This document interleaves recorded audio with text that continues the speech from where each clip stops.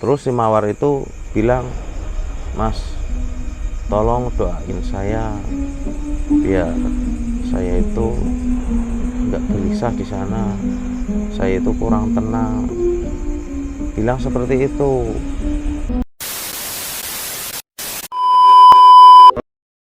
Selamat malam, jumpa lagi dengan Wajah Misteri bersama saya, Deddy Gondrong. Terima kasih kepada teman-teman yang selalu setia menanti video dari kami. Kali ini Wajah Misteri akan mengangkat kisah hantu perempuan gentayangan.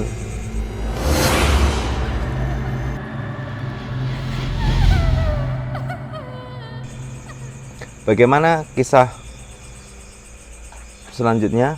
Tetap selalu simak di Wajah Misteri.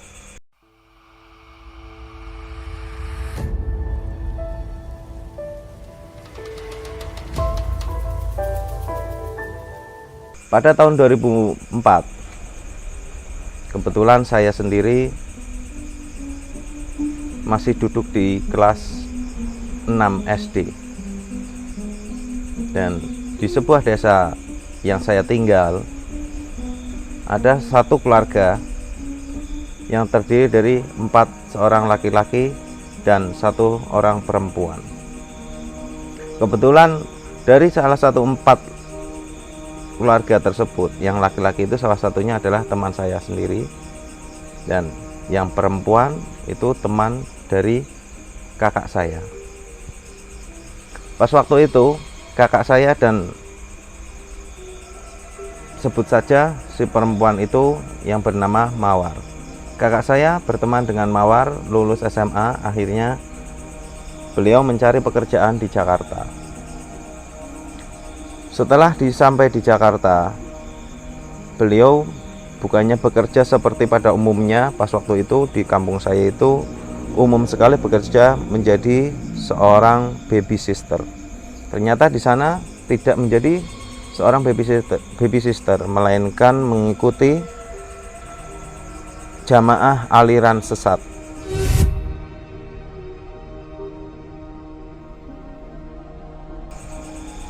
Dan pas waktu itu, setelah si Mawar itu mengikuti aliran sesat di Jakarta, beliau tidak pulang selama 4 tahun. Akhirnya pihak keluarga mencarinya ke Jakarta. Sampai pada tahun keempatnya, salah satu tetangganya si Mawar bertemu dengan beliau sedang meminta-minta sumbangan. Bahkan beliau itu seperti layaknya umum ya, orang Islam, pakai jilbab dan pakai gamis. Tapi dia itu bekerja meminta-minta sumbangan mengatasnamakan untuk pondok pesantren. Nah, yang bikin anehnya lagi, itu kan meminta sumbangan untuk pondok pesantren, tapi dia itu tidak pernah pulang selama 4 tahun itu. Akhirnya ketemu sama tetangganya, salah satu tetangga si Mawar itu, bertemulah dia. Lantas langsung diajak pulang.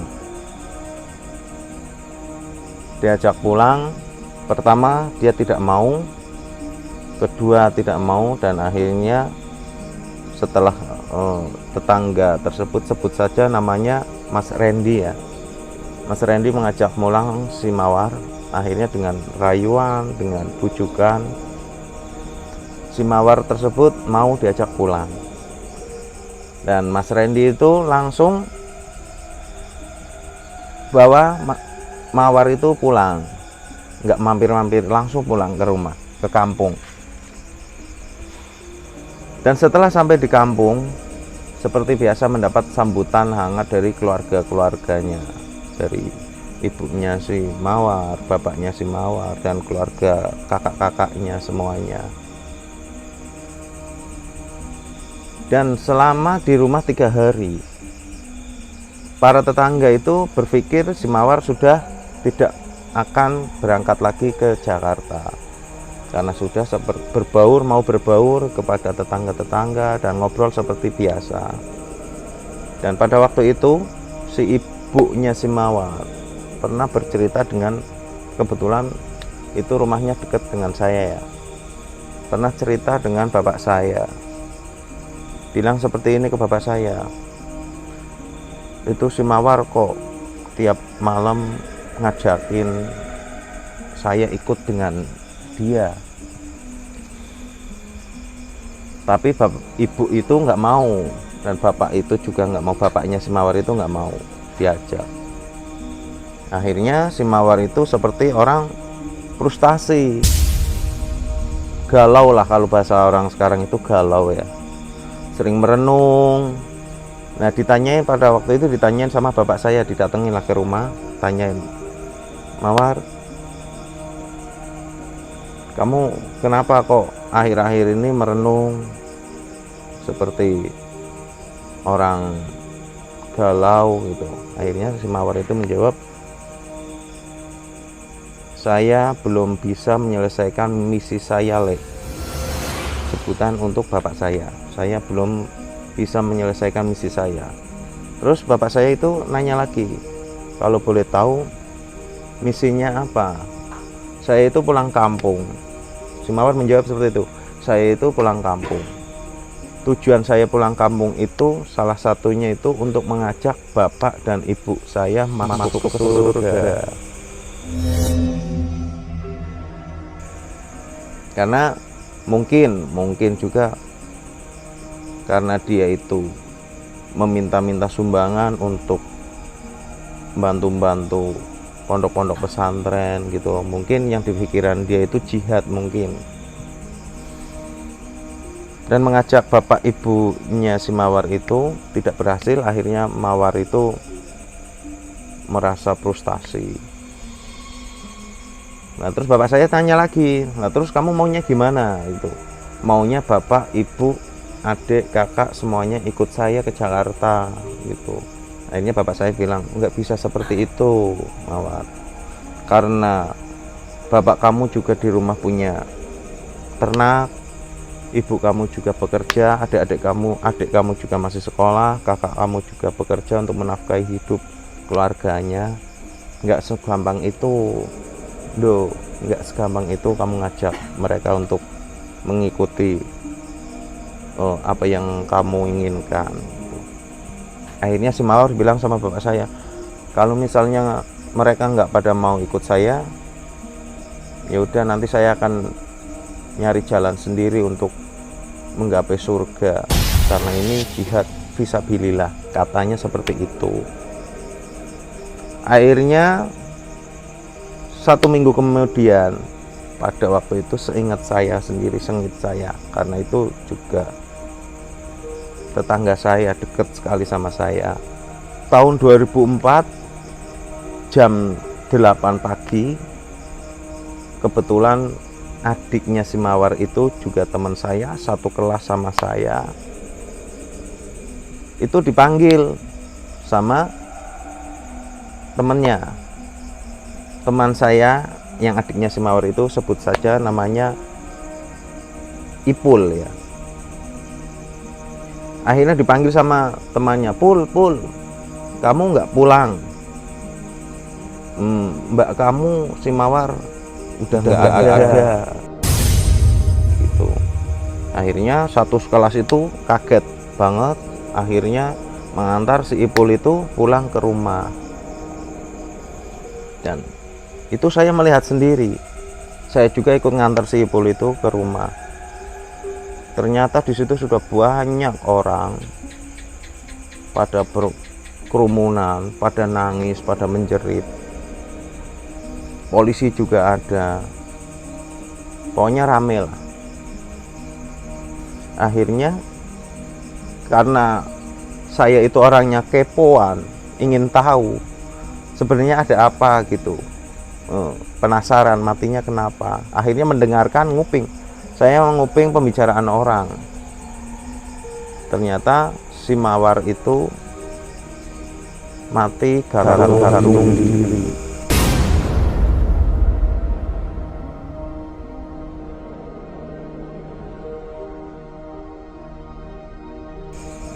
Dan saya dikasih tahu juga sama teman-teman, kan rame pas waktu itu, sekolah rame. Tuh lihat talinya. Si mawar itu gantungnya itu di kuda-kuda rumah itu ya, di kuda-kuda, dan talinya itu sebenarnya cukup panjang. Orang dari kakinya yang menggantung itu kurang lebih 10 sentian, 10 cm, sebenarnya 10 cm lagi sampai tanah. Itu ternyata Mbak Mawar itu sudah gantung diri, dan kalau saya bilang itu sangat mengerikan sekali, tragis. Mbak Mawar itu gantung diri memakai selendang warna hijau, bukan pakai tali rafia atau tali apa gitu. Akhirnya dimakamkan waktu itu juga, hari itu juga, karena itu kejadian itu pagi jam 8 pagi. Akhirnya langsung diangkat, disucikan, jam 10 langsung dikubur seperti biasa. Waktu itu bulan puasa ya, pas waktu itu kejadian itu sebenarnya bulan puasa. Dan setelah dikubur itu kan memakai tempat mandi jenazah. Terus biasanya kalau di kampung saya itu menguburkan orang itu ambilnya di musola. Di musola itu sudah lengkap alat untuk memandikan jenazah, terus apa itu namanya, buat nutupin mandi jenazah itu kan memakai kayu semuanya itu. Dulu kalau bulan puasa yang anak-anak kecil itu pada ikut itu nabuin beduk, bangunin orang tidur ya, bangunin orang tidur. Saya sendiri juga ikut bangunin orang tidur, itu biasa ikut di musola, tidur di musola. Dan kebetulan musola tersebut itu dekat sekali dengan kuburan yang si Mawar itu dikubur. Kurang lebih jaraknya itu 150 meter dari kuburan. Ya sempat saya sendiri itu mau tidur di musola, sempat ditanyain sama teman-teman yang agak gedean, emangnya kamu nggak takut, Dad, kamu nggak takut tidur di musola? Kan tadi barusan ada yang meninggal gantung diri gitu. Saya pikir bulan puasa, yang namanya bulan puasa katanya setan itu diikat di rantai ya. Jadi saya itu nggak berpikiran, masa iya bulan puasa setan nongol gitu kan. Akhirnya saya dan 4 teman saya tidur di musola. Kebetulan datangnya dari rumah itu 4, ternyata di musola itu sudah ramai, banyak teman juga di sana. Akhirnya pukul setengah satu malam itu tidak ada yang berani tidur di sebelah timur musola. Kan itu musola kan ngadepnya ke barat, itu nggak ada yang berani ke timur karena kuburan itu di sebelah timur. Akhirnya pada tenang, lampu dimatikan, udah tidur sekarang ngadepnya ke utara aja gitu kan. Akhirnya ke utara. Dan setelah itu jam setengah 1 malam itu baru mau tidur. Sebenarnya jam 2 itu biasa bangunin orang tidur kan jam 2, orang sahur jam 2. Itu setengah 1 tidur, dan salah satu teman saya itu mendengar suara berisik dari belakang musola itu.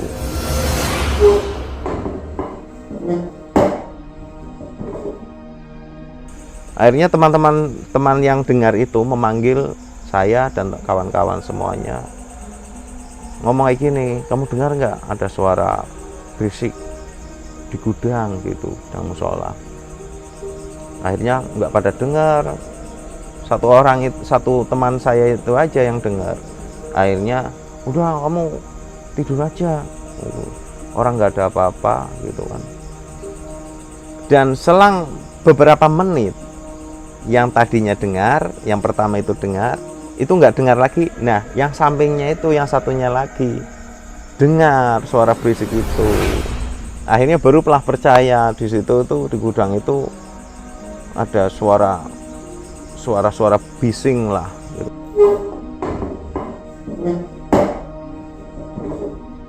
Akhirnya kita berenam itu memberanikan diri untuk menengok ke gudang itu.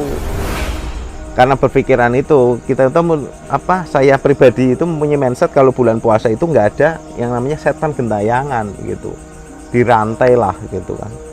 Akhirnya saya dan kawan-kawan menengok ke gudang itu. Setelah saya buka itu, ternyata di dalamnya itu memang berantakan sekali. Tempat mandiin mayat aja sampai ngebalik, terus ember sampai berserakan kemana-mana. Saya melihat sendiri dengan mata kepala saya sendiri, itu ember itu jalan. Akhirnya gudang itu tutup kembali lah, tutup sama teman saya, jebret, udah yuk kita pergi aja, kabur semuanya. Akhirnya berenam itu pada pulang, nggak jadi bangunin orang sahur. Nah, dan setelah itu pulang, saya tidur di rumah, teman-teman saya juga tidur di rumah. Seperti biasa, kehidupan di kampung itu kalau habis sholat subuh itu banyak orang-orang yang mau berangkat ke sawah ya, mau berangkat ke sawah, dan banyak orang-orang jalan-jalan gitu kan. Saya mendengarkan itu ibu-ibu pada ngumpul itu di salah satu rumah warga. Saya dengar itu ngobrolan si ibu-ibu. Semalam saya lihat si mawar jalan.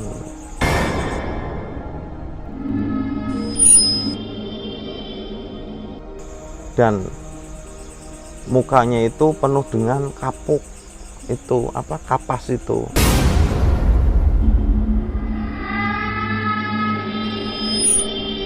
Akhirnya tak tutup kembali pintunya, saya takut gitu. Dan setelah itu saya mendengarkan itu, masa iya orang mati bisa hidup kembali gitu kan, saya pikir seperti itu. Akhirnya saya lanjut jalan-jalan seperti biasa, aktivitas keseharian biasa. Dan malamnya lagi saya itu ngajak teman-teman saya itu untuk seperti biasa bangunin orang sahur. Dan teman saya satu pun nggak ada yang mau nemanin saya di musola, tidur musola itu nggak ada yang mau, karena takut, karena mendengarkan cerita-cerita ibu-ibu itu tadi, melihat sosok mawar itu jalan dari timur ke barat. Akhirnya karena nggak ada temannya tidur di musola, saya juga nggak tidur di musola. Dan waktu itu setelah tidur di rumah itu jam 2 malam bapak saya itu ngebangunin saya, "Dad, bangun," gitu, bilang seperti itu. Terus saya bangun. "Kenapa Pak malam-malam bangunin? Kamu mau sahur enggak?" gitu kan. "Ya mau," gitu. "Ya udah sahur." Sambil makan sahur, bapak saya itu cerita sama saya, tadi itu si mawar datang ke rumah.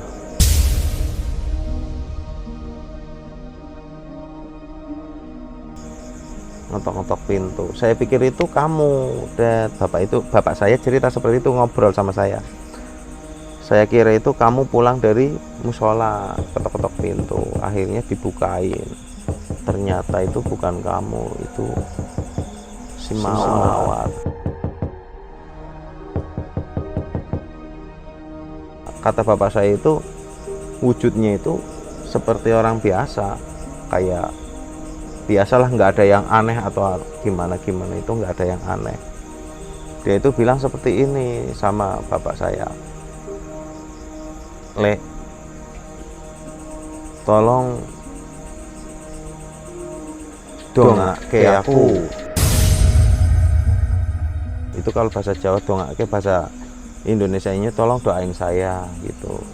karena saya itu nggak diterima di bumi, katanya seperti itu. Si Mawar bilang seperti itu sama bapak saya.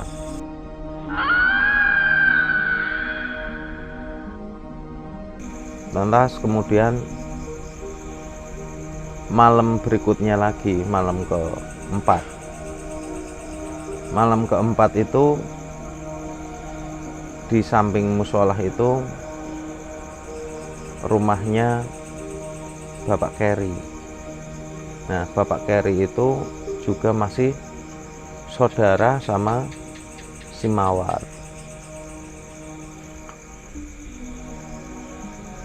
Pagi-pagi itu Pak Keri dan istrinya itu bercerita sama ibu saya, katanya semalam aku juga didatengin sama si Mawar gitu. Dan yang bikin Bapak Keri itu takut itu Mawar itu ngelempar kapas yang ada di mukanya itu.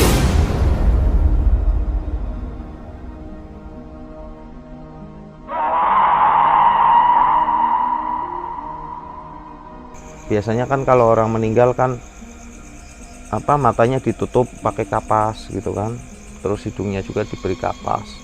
Nah, dilemparinlah kapas itu ke mukanya. Akhirnya Pak Keri itu ngambil kapasnya di mukanya karena nempel.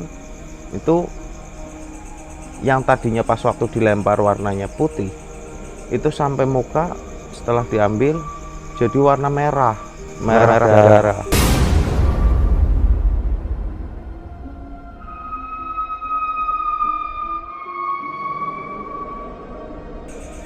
Akhirnya Pak Keri itu takut kan. Seketika itu juga Pak Keri itu langsung nggak berani tidur di rumah, minta dianterin sama istrinya ke rumah bapaknya yang ada di sebelah barat, kurang lebih 150 meter. Nggak berani pulang selama 4 hari, tidurnya di rumah bapaknya. Lantas kemudian di malam kelima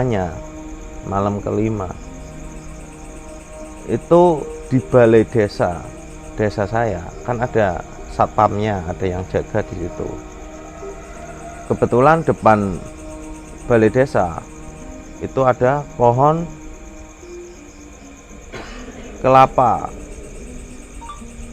Pohon kelapa itu tingginya kurang lebih 10 meteran lah. 10 meteran. Nah, yang jaga balai desa itu mendengar suara tangisan.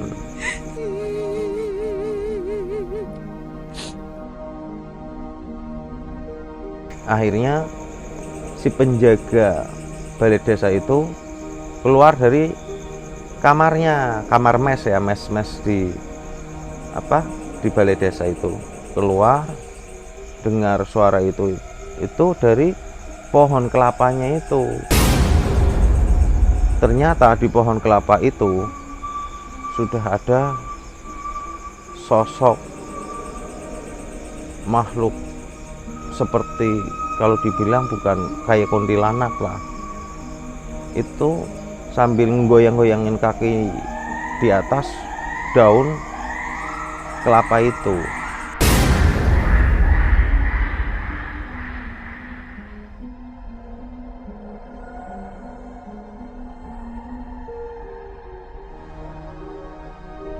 Dan rambutnya panjang sekali, nyampai tanah itu pun sampai melingkar-lingkar rambutnya di tanah.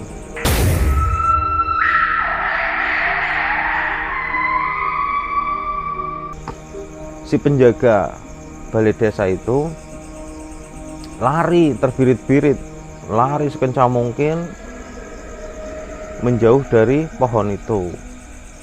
Sambil lari, sambil dengerin suara ketawa.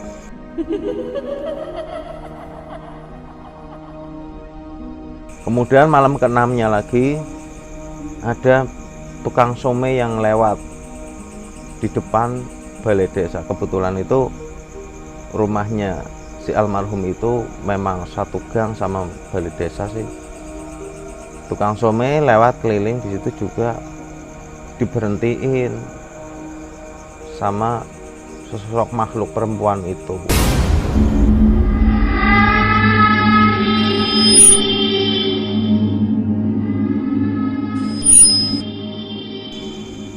Dia tidak kenal kan Mawar seperti apa mukanya, itu nggak kenal. Pokoknya tukang somai itu cerita sama orang itu, aku digangguin sama makhluk perempuan di situ. Pas waktu itu dia diberhentiin, Pak, tumbas, seperti bahasa Jawanya. Tumbas itu berarti beli, Pak, beli somainya gitu. Akhirnya disiapin somainya sambil dipotong-potong. Nah, terus diberikanlah ke makhluk itu, ke hantu perempuan itu. Setelah ambil piring itu langsung terbang sambil ketawa-tawa.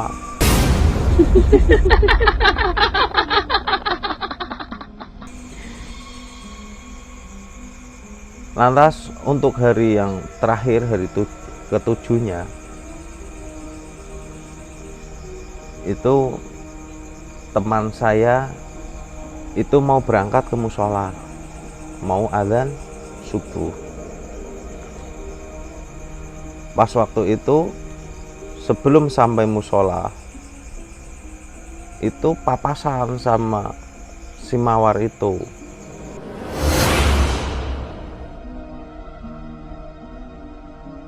Terus si Mawar itu bilang, Mas, tolong doain saya biar saya itu nggak gelisah di sana, saya itu kurang tenang. Bilang seperti itu. Akhirnya teman saya itu bilang, yaudah Mbak, nanti saya doain biar sampean tenang. Langsung hari malam ke-8, malam ke-10, dan malam-malam seterusnya itu sudah tidak terjadi gangguan lagi.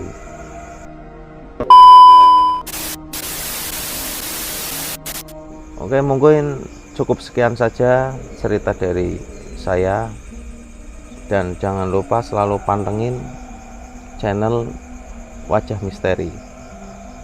Selamat malam, salam misteri.